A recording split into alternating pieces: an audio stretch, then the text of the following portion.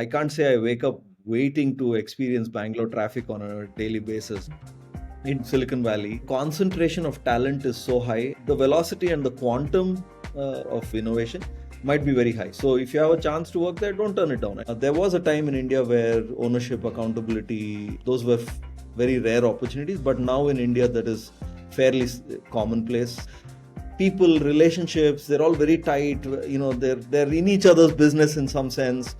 You could call it nosiness. People in the tech industry, frankly, in my opinion, are paid very well.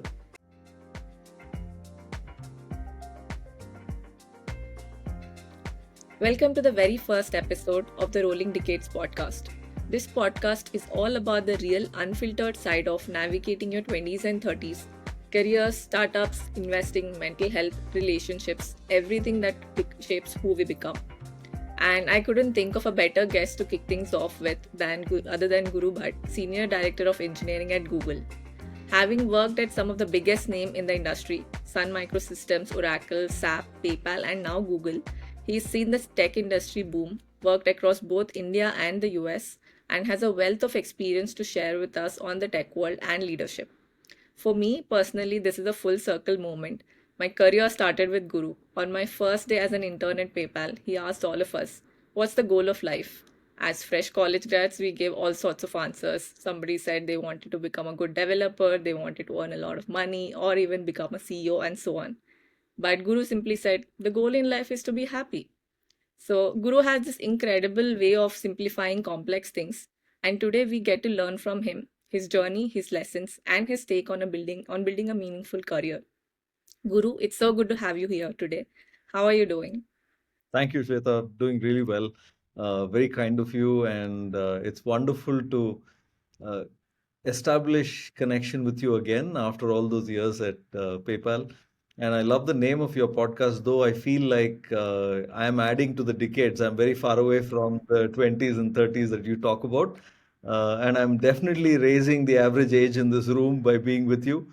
But wonderful to see you taking this initiative. And I'm so honored to be the very first guest that you have on what one hopes will be a hugely successful podcast where you have many, many guests. I hope I'm not only the first, I'm also your worst guest. I hope you only have better guests from now onwards. Thank you so much, Guru. You're always kind. So let's start. So maybe we can start with a brief talk about your professional journey so far. You can also probably tell us what are those key points in your career that have brought you here now. Yeah, I think I've had a blessed life and a career that I couldn't have dreamt of when I was in college. All of us have dreams and we have hopes and aspirations, but I think my life has far exceeded the extent of my dreams or aspirations in terms of how it's played out. I've been very lucky. And my very first job was at Sun Microsystems right after grad school. And from then onwards, worked for a bunch of different companies, Oracle, then came to India, worked for SAP, and did a startup in the middle called Ceres. Then I worked for Ericsson, PayPal, and now at Google. Uh, I have I have an interesting thing. Like I met you as an intern at PayPal, and I remember what a heady time it is to be doing, to be entering the workforce in your first job, either as a full-time employee or as an intern.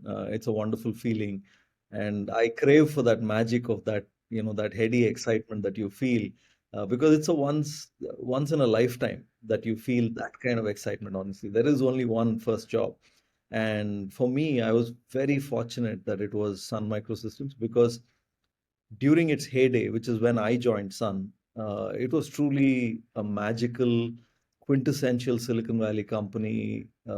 Very, very exciting, very engineering driven. Was the fountain of much innovation in the valley at that time. So the Unix operating system, which was pretty much everything, all of us as students in India, that was the OS that we all experienced as our first computer in college. For me, it was Sun. I experienced my very first uh, time on a computer, programming on a Sun workstation, and I used to dream of working for that company, honestly, because all around everything I did, I would always be fascinated by, the technology that they had built and how amazing it must be. And what an amazingly lucky life I've led, where that dream actually became true. Very first job was at Sun, and I moved to Boston to join Sun. And such was my excitement and my pride in Sun that whenever I met any new people, I couldn't wait for them to ask me where I worked, because I just wanted to jump up and tell them that I work for Sun Microsystems. And I think that sense of pride in the place that you work has a lot to do with how you perform in a place. The selflessness with which you can give yourself to the job, and the deep engagement and involvement with which you can do your job, it can only come from actually feeling proud of the company that you work for. And I've been very privileged to lead a life where I've been proud of all the companies I've worked for and really enjoyed the work that I've done. So, long-winded answer to what you asked, but I've done a bunch of things, and now at Google, I feel very, very lucky to be here. So, like you said, you've moved across companies and you've moved across domains as well. So, you were an architect at Sun initially, and then you moved into payments at PayPal, and now you're on mobile OS, right? Um, so, how easy or difficult is it to switch across domains? Because these days, everybody asks for, relevant experience in a specific domain. Nobody wants to take a bet on somebody who has not at all worked in, let's say, if payments. So Yeah. let's say I have not worked in payments before. I'm a techie, but I've not worked in payments. So I still have a less chance of getting into fintech. This is again my understanding and also the general perspective. Do you agree with that, or do you think that's not really true? No, I think there are shades of gray Yeah. in this. It's not a black and white situation. There are certain roles for which obviously domain knowledge is non-negotiable. Like if you're playing a deep product role where you're expected to come into the job and immediately deliver results, thanks to your prior knowledge of the domain, then clearly such a role, any company is not likely to take a bet on somebody who doesn't know that domain. But I'd say that in most engineering roles, the as long as your foundations and your fundamentals are good, pretty much anything is application of your knowledge into a new domain by spending a little bit of time learning the domain and the nuances that make it unique. Otherwise, the fundamentals don't change. So, in most SWE roles, software engineering roles, I think uh, people orient more on how good a person is in system design, in data structures, in algorithms, in the ability to break down complexity and distill simplicity from it, get to the heart of the matter and apply the foundations and the fundamentals. I think those are more important. And when you master those, your ability to be fungible across multiple domains goes up dramatically. And of course, for product roles, as I said, or very specialized tech roles, where even eng roles, where people expect you to come in and really know the domain because there is some urgency. Maybe it's a business imperative to turn around a new feature or build a brand new product from scratch in 3 months, 4 months. Then the luxury of being able to come in and learn a domain is not there. So such roles are hard to get into, if you don't have the necessary domain knowledge. But otherwise, many of the others, I would say these things are learnable. There's no rocket science there that you need. There are some domains which are harder to get into than others, of course. But to take the example of payments specifically, I think all of us intuitively understand payments at some level as human beings because it's a use case in our daily life. All of us experience payments of some form or the other, and as a result, we are quite opinionated about payments and what makes a payment seamless versus not, what is easy to understand versus not, etc. Whereas some other domains, let's say networking or telecom, there's probably a greater need for somebody to be born and raised in it, quote unquote, rather than just stumble into it. The different domains have different levels of barriers to entry in some sense. But by and large, if you're an engineer with good fundamentals, easy to get into any domain, in my opinion.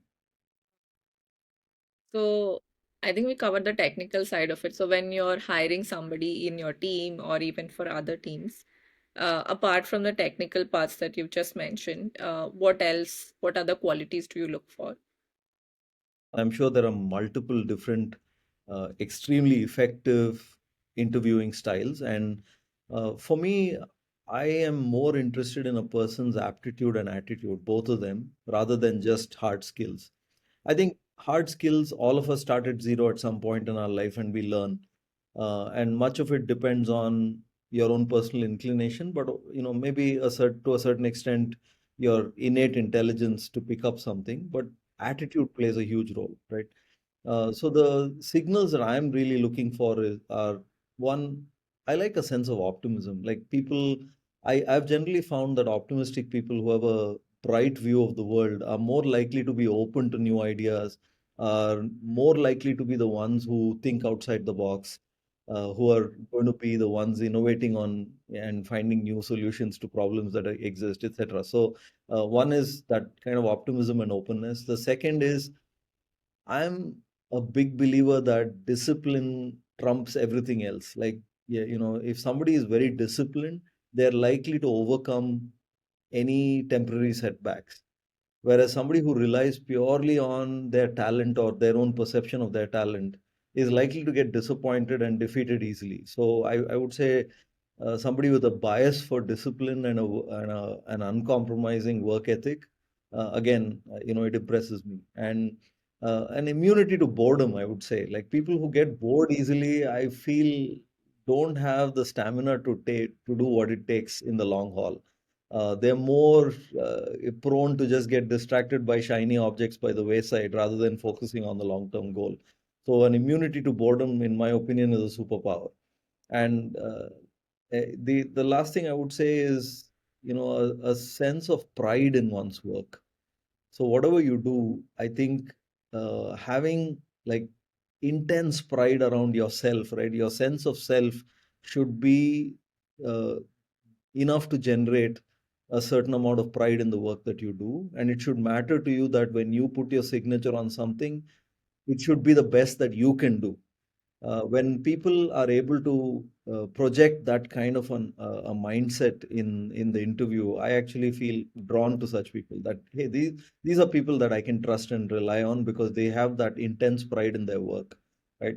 I mean, one thing that I should probably add is I think this is a trainable skill that we should all be constantly looking to achieve. Anything that uh, we encounter in life and we need to make sense of, I think our orientation should be to distill it to the simplest form that we can make it. So if you have a complex concept and you're struggling to understand it, once you understand it, I think the true test of whether you've really understood it is, can you explain it to a lay person in a way that that person can at least gather the essence of what that concept is all about? So when you practice it enough, even in an interview setting, your ability to very clearly communicate the essence of what you're trying to say in the least number of words is going to be very high. Maybe I'm a very poor example. I'm using a lot of words to tell you all the stuff that I'm talking about, but those are some of the things that gives you a flavor of what I'm looking for beyond just the hard skills of the either in engineering or product management that I'm looking for. Yeah, I think definitely some of the things that you've spoken about, we know, right? Some, because most of the people say that like discipline, but I think the new one is definitely immunity to boredom. I've never heard of that before, because I think people don't really think about it that way. But you're totally right, because you will not always be working on fancy things. You will not always be having fancy moves in your career. You will also have to take the, boring stuff along with the good stuff. And you have to know how to work on it, how to deal with it. You can't avoid it or ignore it. So this is something I probably learned during the course of my career also. As youngsters, I think we are attracted to fancy things. We want to work on fancy technologies, fancier products. But as you go along, you will understand that that's not how you build a career. You need to build Yes. both of these things. So, Absolutely. I think social media is seductive in its power of being able to convince you that yeah, other people's lives are definitely. hip and happening all the time. Yeah. It's not true. And careers are the same way. Forget about always. I would say pretty much most of the time you're doing the routine, mundane stuff because anything great, the foundation is routine, mundane, boring stuff. Yeah. There's that little garnishing on top, the cherry on top of the cake. That's actually the super interesting, cool stuff. But most of the rest is actually the hard yards that it takes to move mountains eventually to a place where it should be. Right, right. And the other thing that you spoke about is having that pride of about your work. This is also something that I've seen. People who perform really well are always people with this skill. So when you put your name on something, it has to mean something. Anybody who's going to look at it should know, okay, Guru has done this or Shweta has done this. So they should not have any doubt. So that's how you build reputations, right? So Yes. because, yeah, you might be at one company for a few years, but your reputation will always follow you. And you never know where opportunities will come from. Definitely, your answers have opened up new areas of improvement for people. People who want to build their careers, who want to grow in their careers. These are the skills that nobody really tells you, or they just give you an overview of it, but you don't know how to go about it, how to do these things. So, definitely, this helps. If I have to ask you, what is that biggest success and failure you've had in your professional life? And what are the lessons that you've learned from both of these experiences? I would say, it's still early days at Google. I haven't had a chance yet to enjoy any spectacular failure yet. But that will come with given enough time. All of us fail spectacular ways, though not all of us may succeed in spectacular ways. We will all fail in spectacular ways if we are trying hard enough, and that's a good thing, in my opinion. So if I were to juxtapose a success and a failure in one experience, actually, I'd call it pretty significant on both dimensions. Uh, PayPal, very successful payments company, 203 different markets around the world that PayPal exists. Surprisingly enough, in India, where PayPal had probably its largest product and engineering presence, uh, the product was not available domestically, as in you could not use PayPal within the country. You could use it for cross-border payments, but within the country, it was not available. You're passionate about the company, you're passionate about the products, you're building it for the world, but somehow you don't have the pleasure of seeing it experienced by your own countrymen, specifically your own family members, etc., to whom you have to explain what you do, but you can't tell them, hey, by the way, you can just open your phone and do X, Y, and Z, and you can see what I have worked on, right? And we had the opportunity, and I had the great privilege of being able to lead that team to build PayPal for India. And it was a phenomenally intense exercise where within a year we actually had to move the entire company with a small, really, really small team. Given that we were going to serve 1.4 billion people, we had like a 35, 40 member team that we built everything with. Within a year, we actually took it from concept to actually launching the product, right? And this was back in 2017 on the first anniversary of demonetization in India that we launched PayPal domestically in India. And I'd say from a feeling of satisfaction, that feeling of being able to launch the product that you work on within the country you live in and have the people you love and value in your life being able to use your own product, it's priceless. So I'd say that, in terms of success, that, I definitely look at that day as a very memorable day in my life because I can remember practically every hour of how that day unfolded because of how special it was. Now, fast forward 3 years, in 2020, we had to shutter that business. So we had to end PayPal's domestic presence in India because the business hypothesis with which we had started ended up being upended by multiple forces, including the pandemic and some decisions that we had made in terms of UPI actually being a second order concern of us on when to build it. In hindsight, definitely all of these, ended up being completely proven wrong, and things changed dramatically for us. Some were within our control, some were not, and we had to shutter it. And it was a painful moment to actually accept defeat in that sense, that the product that you had so lovingly and with such dedication you had built. was now no longer serving the needs of the market and would not be in line with the company's strategic priorities. It was a painful moment. So I'd say in one experience, in one 3-year cycle, I experienced on the same product both victory and defeat in some sense. I'm sure it was both. It felt happy to launch and also very, very difficult to close a business. I can only imagine how it must have felt. So, what are your learnings from these experiences? If you had to do it over again, or if you were going to face something like this again, how would you do it differently? Uh, I think some of them were probably staring us in the face at that time, but we were probably blinded by our own convictions. If I were to do it differently, is one, all of us are convinced about our ideas at all times. Most of the time, we are once we latch on to something and we feel strongly about it, we it takes a heavy effort actually to dislodge it from our heads and convince us of something else.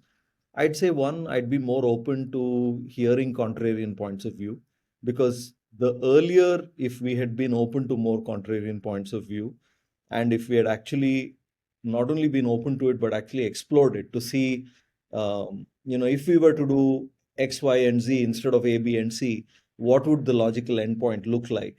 And if we had to account for this being a risk, like what would we do differently? If we had asked those questions earlier on, maybe our strategic insight on how the future would evolve might have been a lot richer. And that richness of insight might have actually led us to at least hedge our bets. Not, if not, maybe we wouldn't have changed our strategy completely, but maybe we would have kept like plan A or plan B open so that we could have pivoted quickly. Unfortunately, the conviction with which we went forward may have actually shut off some roads which should have been kept open, right? So I would do that very differently for sure, right? That's one lesson I definitely took away. The second thing is, I'd say that uh, the fact that we were able to do it in 1 year, less than a year actually, and with such a small team, it kind of taught me that the biggest of things actually don't need very big teams. You actually need committed people. You need the best person for the job who is 100% committed to the job. Then you can do amazing things with the smallest of teams. So I'd say that whenever I'm faced with any big problem, my orientation after that is not headcount, but actually looking for the right person. So a person who has the right skill for the job and also has the right level of commitment and never say die attitude for the job. Uh, those I would say were two of my biggest lessons. The rest of it, yes, I mean, could we have done multiple things better? Yes, but then hindsight is 2020, as they say. If all of us had that benefit of being able to predict the future and accordingly, fit our present, we would all be living in a perfect world. So, when I was prepping for the podcast, I was doing my research. I was also going through a LinkedIn. So, your LinkedIn description says that you were passionate enough to be part of the tech world at the right time, where you could create a lot of impact through technology. So, what made you choose tech and software back in the 90s when it was not so popular in India? Maybe in the US, the dot-com boom was happening, but I don't think in India, I don't know how much of it was felt. Uh, I'm just trying to understand your thought process behind the decision that you made.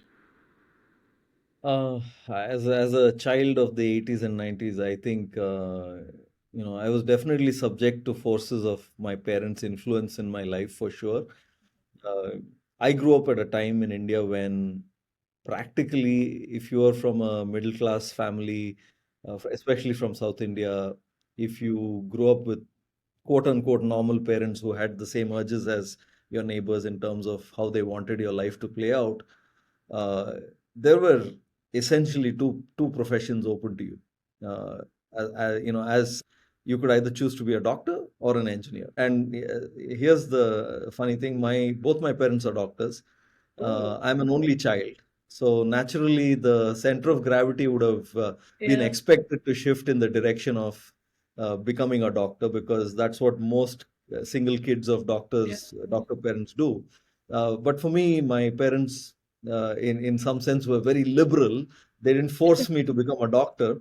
But I don't know if at any point in time I even gave myself the permission to think of, let's say, doing English and history, for example, as a profession, right? It was preposterous to even think of, because subliminally the signals from my parents was always that, yeah, we might tolerate you not becoming a doctor, but if you're not becoming a doctor, the late 80s and early 90s, there was enough uh, buzz around computing.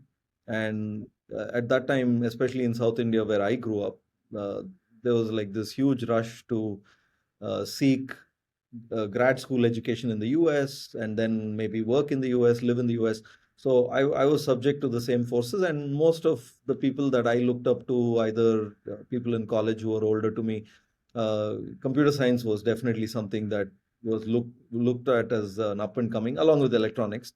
I chose computer science maybe more because it attracted me, even in with my limited knowledge of it at that time.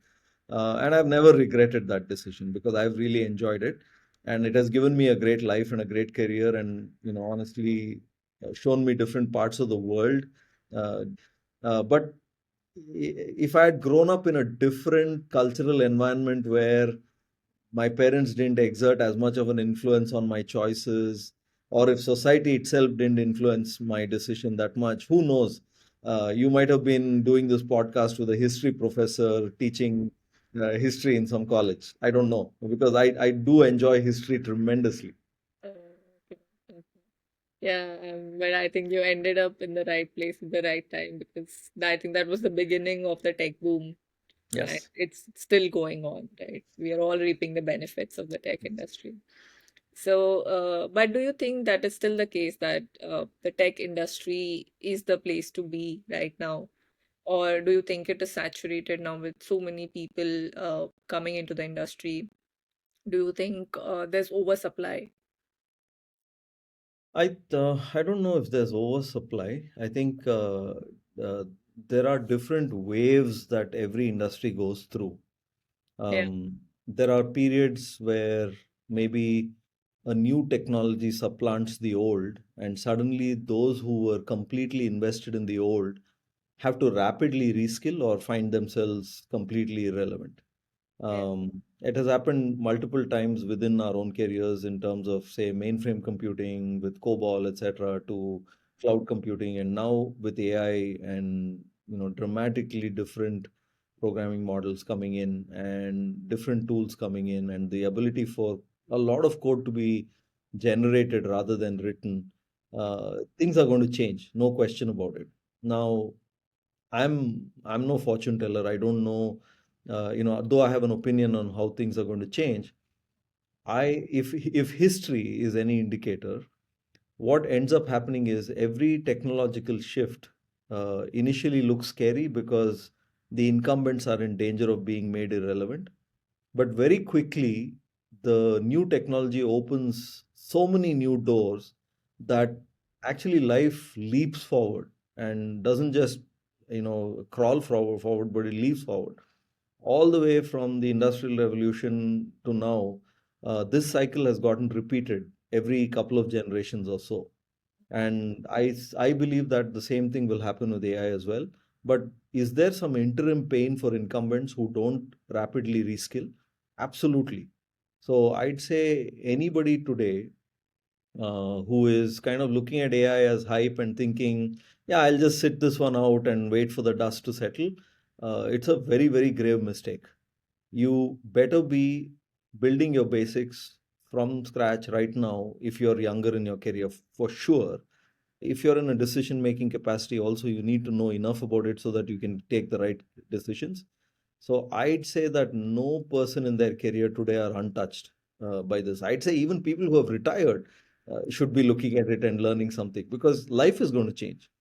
But is there oversupply? No, I believe we'll need different supply, right, than what we have today. Which means a lot of people today, if they have to remain relevant, have to go and reskill and upskill themselves and be ready for what comes next and be agile. And earlier, you learn skills at the beginning of your career. and then it would last you pretty much your entire career with a few twists and turns here and there. I feel those twists and turns are going to become much more frequent now. Every 5, 6, 7 years, you'll have to reskill, which maybe that cycle was 15, 20 years before, or 30 years even before. Now it's going to be every 5, 6, and that will start, accelerating. So people better be more used to change and welcome change a lot more than they have been historically. Right. But there have been other technologies also that have come up in the recent past, like blockchain or crypto. But I don't think the applications of it were as many as people had expected, because when blockchain came up, people thought that that's going to change the world a lot. So, how do you identify? I know it's hard to predict, but how do you identify which technologies will be the game changers and which technologies will not? Now, with blockchain, clearly the ability for you to transact in environments of zero trust. That was the primary motivation for blockchains, at least the hype around blockchain, saying without an intermediary, without like this all powerful super user in some sense or administrator, you could have self-governing systems that could store and retrieve data with guarantees of all sorts, right? Super important, but in some sense, this is a transactional use case, as in, like, you can see applications in the payments domain or in the supply chain domain, in contracts and things like that. But on a day-to-day basis, as somebody using technology on your phone, for example, could you see blockchain being so ubiquitous that you would perceive it and actually see an improvement in your life because of it? On a daily basis, I don't think so. I think, it would be a stretch. But, well, the internet exists to hype things up, so a lot of people will hype anything up Yeah. tomorrow, right? You find a new brand of cat food and they'll be hyping it up like it solves world hunger. But uh, you have to sift through and see like how applicable it is. But I feel the current AI moment is truly something that is going to reshape the way we live, because ubiquity is something that I see as its signature, right? Every single person is going to experience it. Every single person in every realm of life is going to experience, whether it's healthcare or finance or defense, security, you name it, right?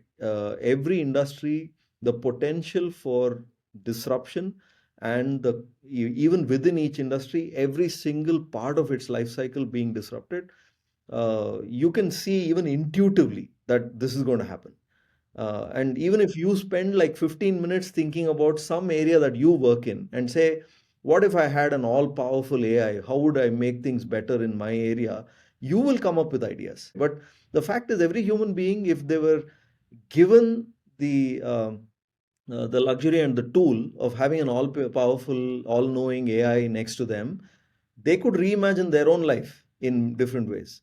That tells you right away that it could be something that could reshape our lives. I mean, imagine if the world, which was only used to using horses and walking everywhere, suddenly was told, hey, we're going to produce this new machine. It'll have four wheels and it'll allow you to just zip around everywhere. I'm pretty sure any ordinary person sitting around could think about it and say, wow, if I had something like that, I could go here, there, and everywhere. Everybody could reimagine their own life in the context of that innovation. AI has the same quality. And I feel, being able to put yourself in the shoes of some ordinary person and reimagine your life using a technology, if you're able to do it, that tells you that in some sense it gives you signal that, this is probably something worth paying attention to. I think I think very simple model to just check what is going to change the world at any point of time, not just for AI, even in the future if any new technologies or any new waves also come up, right? So yeah, moving on. Everybody who's worked with you, who's met with you, know that you are a great leader. So you have this ability to inspire people, to make people confident and help them grow. But I'm sure, like all of us, you also started as a first-time manager some time ago. So I wanted to know more about that experience because a lot of people struggle. when they become a manager for the first time. They have their ups and downs, they're trying to find their footing. So, how was this experience for you, and what advice would you have for first time managers? Yeah, I'd probably, yeah, correct you on one thing. I don't know if everybody who meets me or knows me thinks of me as a great leader. I can think of at least two or three people who probably don't think that way about At me. least people I have spoken to, I think that's what I should say. No, but very kind of you. But I think for me, I had the great fortune of stumbling into management. It's not a Okay. career I chose for myself. I didn't one day put up my hand and say, hey, you know what? I want to pivot my role from being an IC to a manager.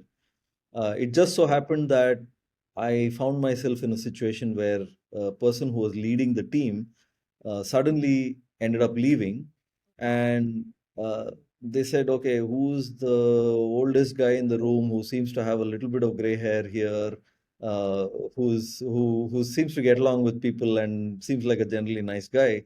Let's just ask him to hold the fort for now." Right? That's exactly how it played out for me. Basically, I was working for the startup, and the CEO said, "Hey, you know what? You're hired as the chief architect, but this guy is left, and he was managing this entire center. So can you just hold on for some time till we hire the next person?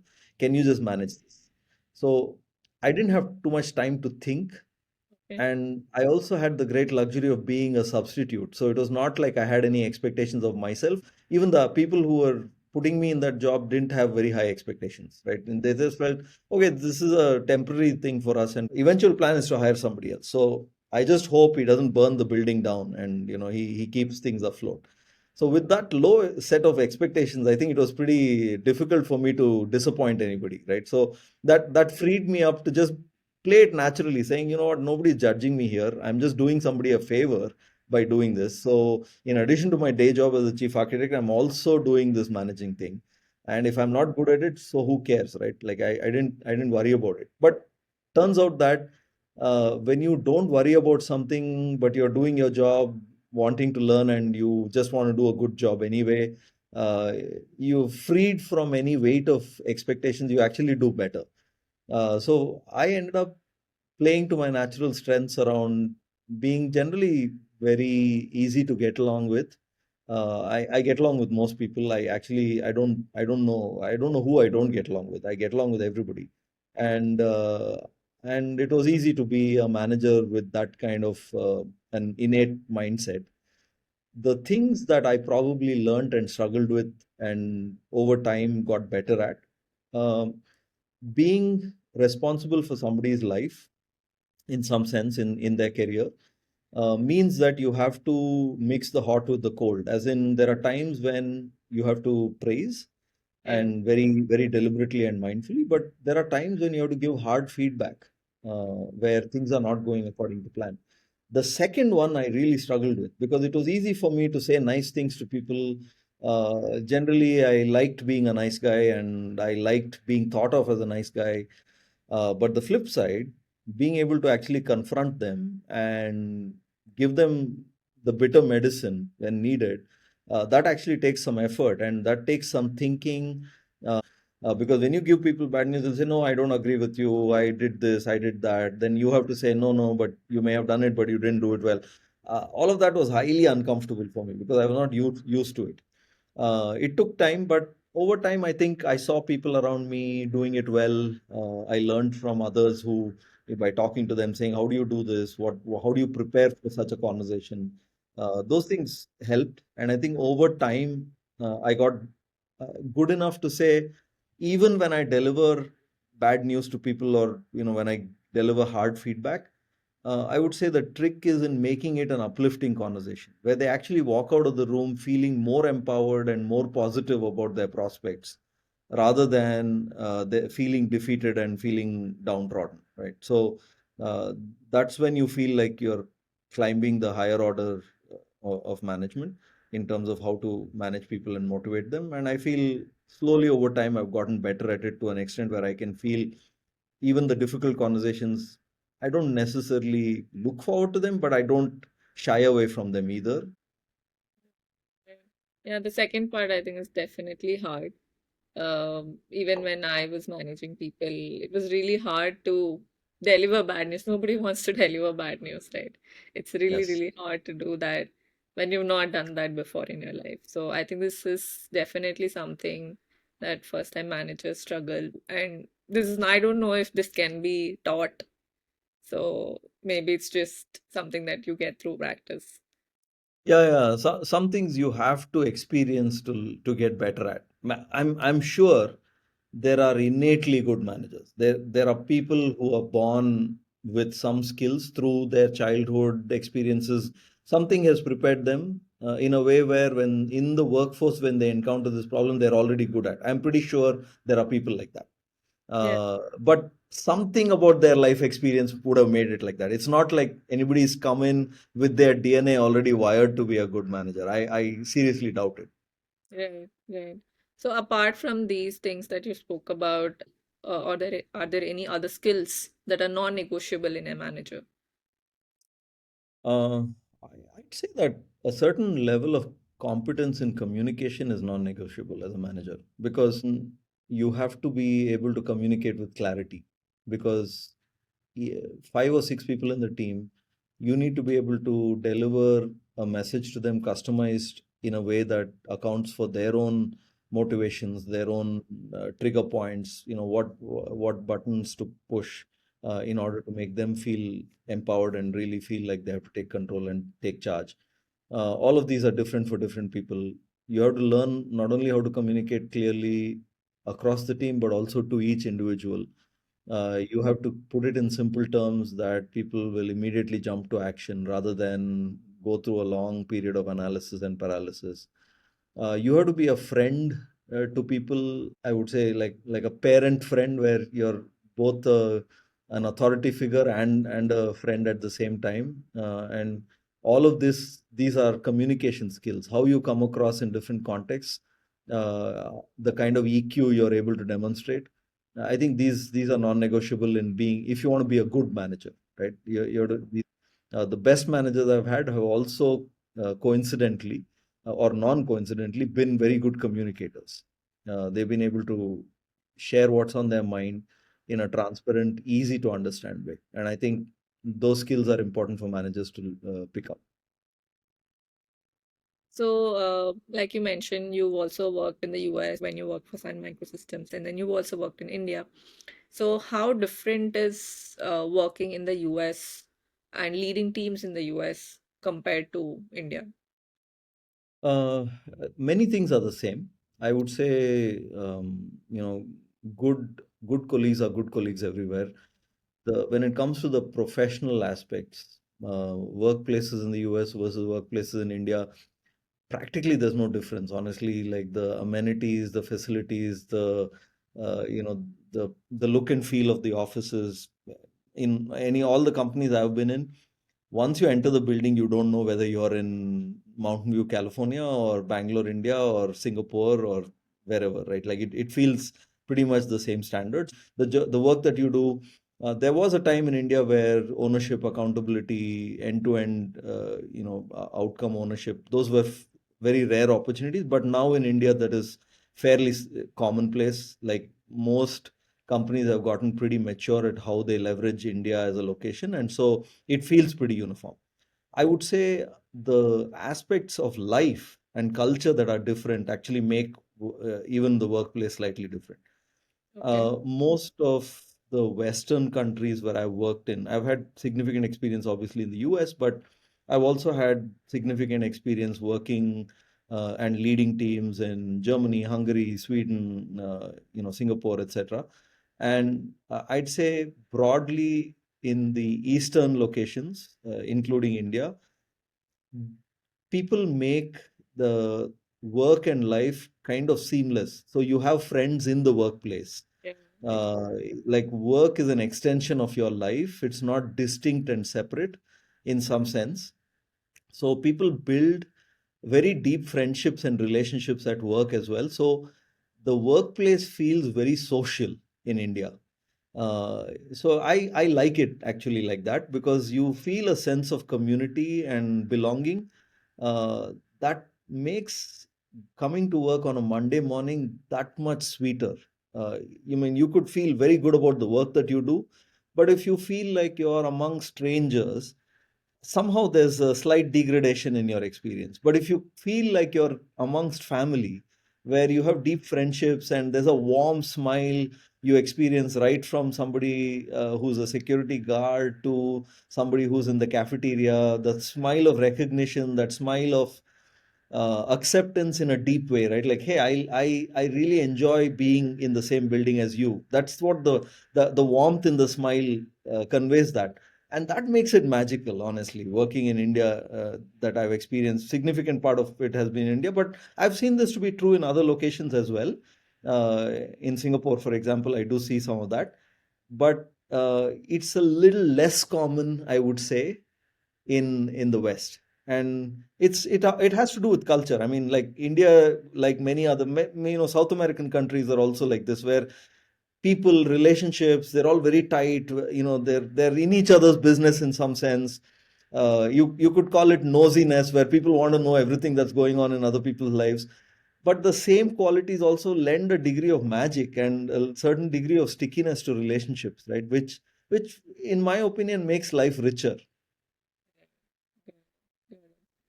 Another thing that I have also noticed in the US is it's common to see people from different backgrounds coming into software also. You don't need to have a computer science degree.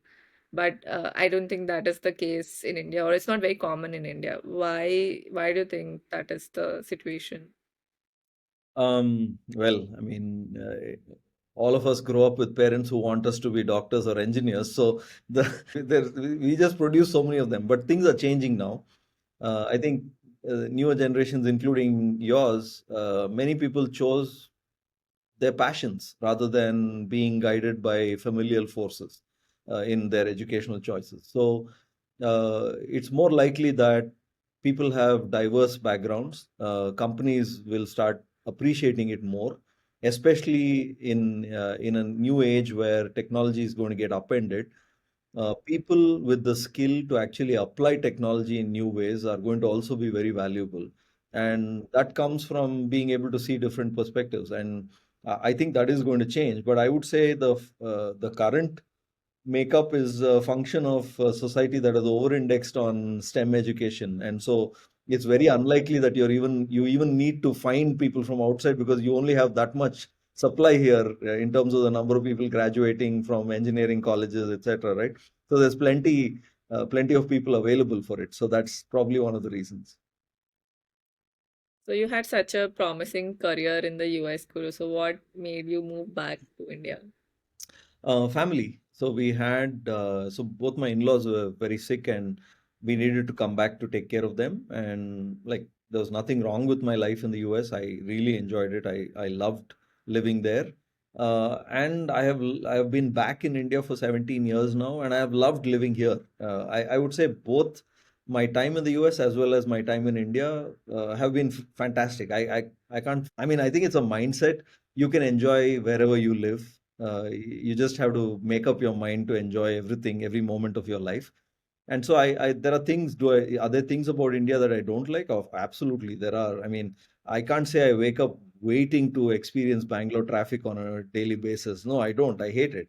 Uh, the other things about the US that I don't like, of course, there are. I think every place has its own, good and bad. Right.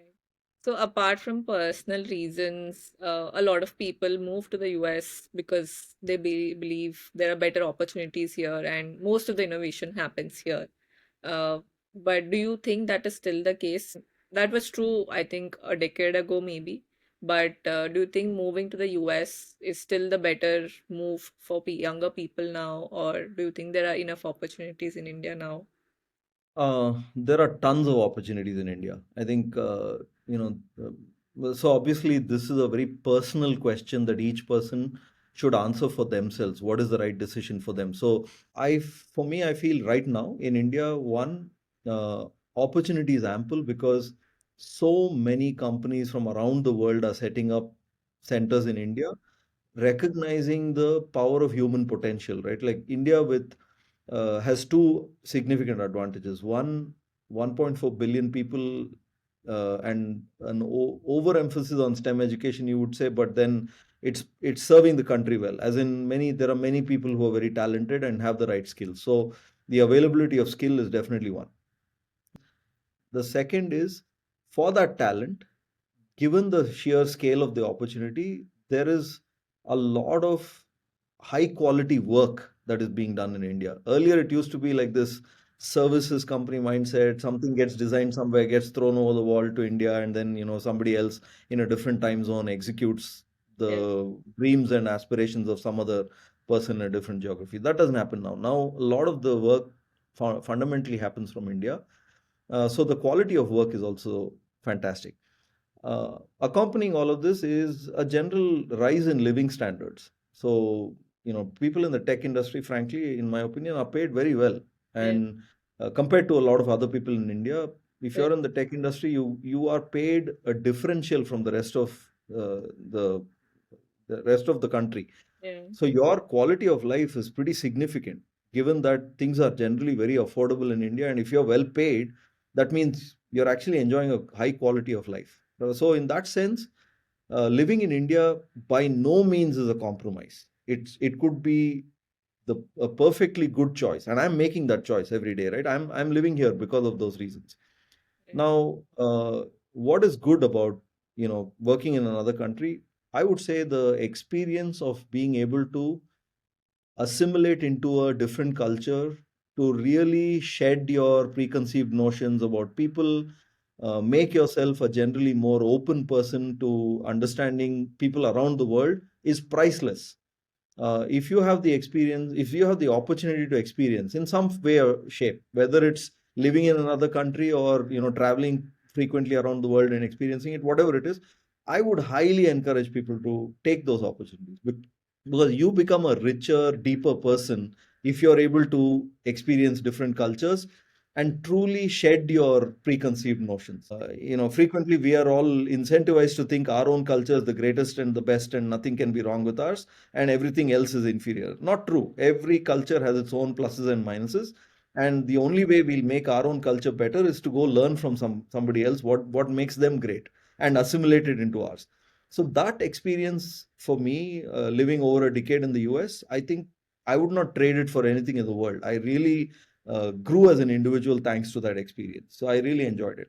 I think the overall ecosystem in different parts of the world, including Silicon Valley. There are other hotspots as well around the world, whether it's Boston or London or Singapore, different places where the concentration of talent is so high and the openness of those ecosystems to share between one another is so high that if you have a chance to work in those locations, you might learn a lot too, right? There's tons of good stuff happening around the world, not just in those locations, but the velocity and the quantum of work happening in those areas in terms of innovation might be very high. So if you have a chance to work there, don't turn it down. I mean, if you the rest of your life allows you to do it, why not? But the message I want to leave is if somebody is working in India, they should never feel like they're making a compromise. Actually, they're leading a pretty damn good life.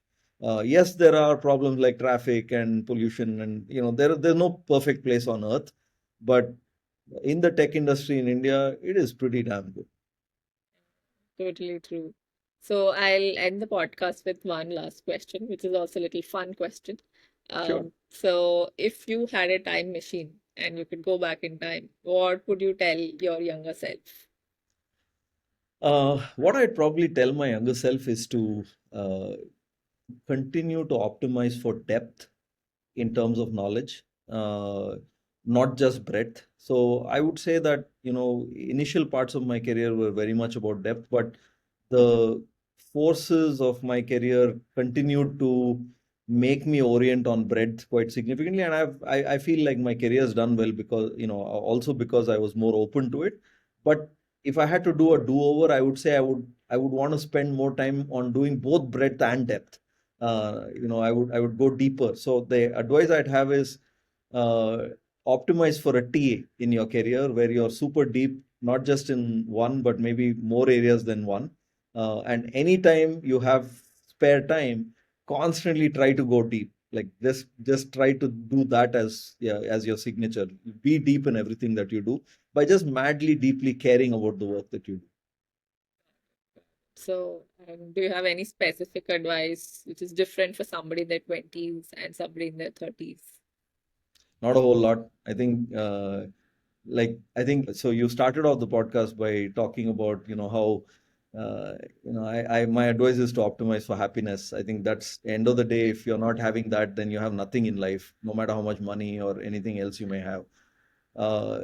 And frankly, happiness is cultivated. Like there's no such thing as inborn. Like you have to learn how to be happy. You have to make the time to learn how to be happy and find happiness. So even in your work, it's possible for us to say, oh man, it's so boring, I don't like my job. Something on the other side that somebody else has, that they're posting about on LinkedIn, that looks more interesting.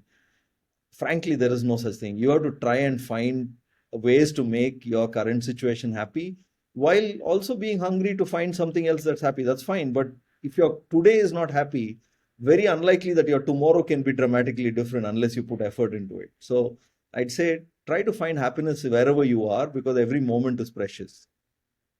True, so true, Guru. This has been an incredible conversation. I knew that it would be very insightful, but Thank the way you've broken things down and the way you've simplified things and given us clear ways of identifying either a new industry or a new movement, or even how to develop skills that will help you later on in your career. All of that has been, I think, truly enlightening. And you've also made it very real and relatable for everybody who's listening to this podcast. Thank you so much for being here, Guru. Yeah. For everyone listening, I hope this episode gave you not just insights, but also a sense of clarity about your own path, whether it's about making a career switch or breaking into the AI industry or simply becoming a better leader. If you enjoyed this episode, please share it with a friend who might find it useful too. Follow this podcast for more conversations on career, startups, and everything in between. Remember, no matter what path you're on, you're not alone.